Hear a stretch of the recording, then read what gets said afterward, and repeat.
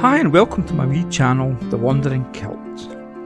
Today we visit the old part of Glasgow, and they don't get older than the Glasgow Cathedral, a Church of Scotland parish church in Castle Street, Toonhead.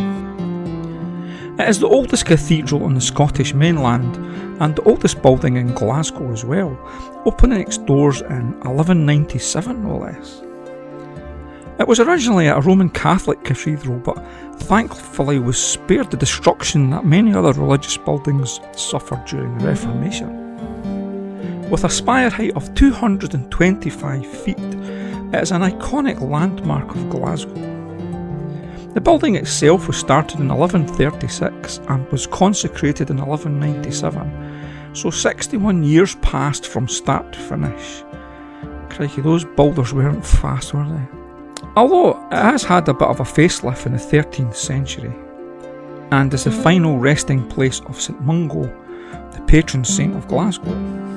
Next to the cathedral is the Royal Infirmary, which is now a teaching hospital.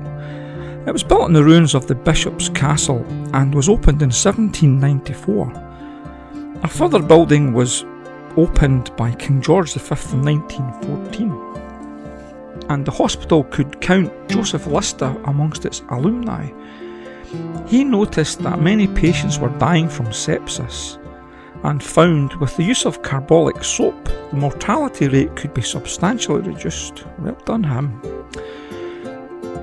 It is now a Category B listed building, so safe from demolition. Next we have the Bridge of Sighs. To my knowledge there are 3 Bridge of Sighs in the world. One in Venice, one in Oxford, and this one in Glasgow. It is perhaps lesser known than the other 2, but is important nonetheless. It was constructed to ease the transportation of the coffins from the cathedral to the newly opened Necropolis, the city of the dead. It gave a more direct and, more important, level path for the funeral cortege. The necropolis was constructed to house the dead of Glasgow, and some 55,000 are buried here.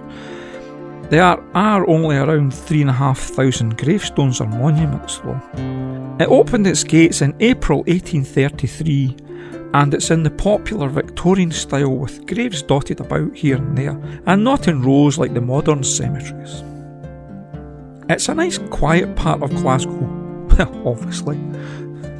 But when the sun shines, it's a nice place for a walk. You can park your car and do all 3 of these within a couple of hours. And it's free to enter the cathedral and necropolis. The necropolis is one of the most important Victorian graveyards, not just for Scotland, but for the whole world. Can I ask, if you haven't subscribed already, could you click the wee button at the bottom and subscribe? It's painless and best of all, it's free. Thanks again to everyone who has done just that. Cheers. Let's just get on with it.